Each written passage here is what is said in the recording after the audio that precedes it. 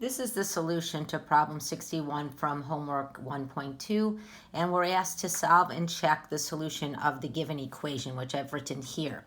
So the best method to use for an equation like this is to multiply both sides of the equation by the least common denominator of all the denominators.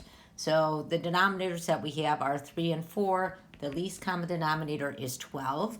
So if we multiply both sides of the equation by 12, what we're going to do is we're going to clear all the fractions. So I'm essentially multiplying both sides of the equation by 12 over 1. This is an alternative to what we were doing in the previous unit, where we were simplifying expressions by multiplying by funny forms of 1. But since we have an equation, we can multiply both sides of the equation by the same factor. So what's going to happen now is we can start canceling out the denominators. So if we multiply 12 by 100 minus 4x over 3, I can divide 12 by 3, and then I get 4. So the left side of the equation becomes 4 times the quantity 100 minus 4x. On the right side of the equation, we're going to distribute the 12 to both of the terms. So what that'll give us is 12 times 5x plus 6 over 4 plus 6 times 12. And now we can cancel out 4 from 12.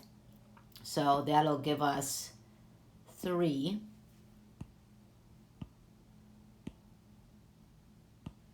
So now we can start distributing.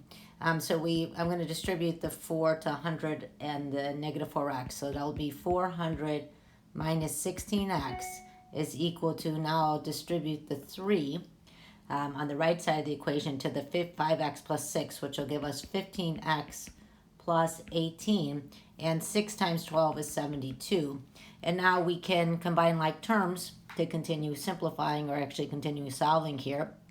So I can add 16x to both sides of the equation. So 400 is going to equal 31x plus 18 plus 72 is 90.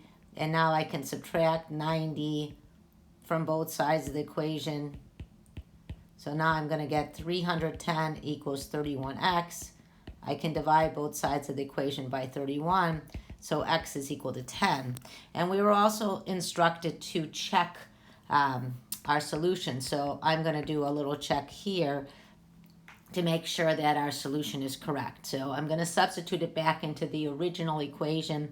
So I'm going to have 100 minus 4 times 10 over 3. I want to know, is that equal to 5 times 10 plus 6 over 4 plus 6?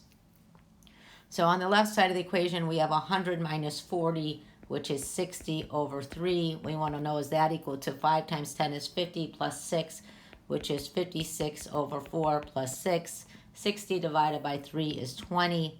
56 divided by 4 is 14 plus 6. So yes, this is a valid solution.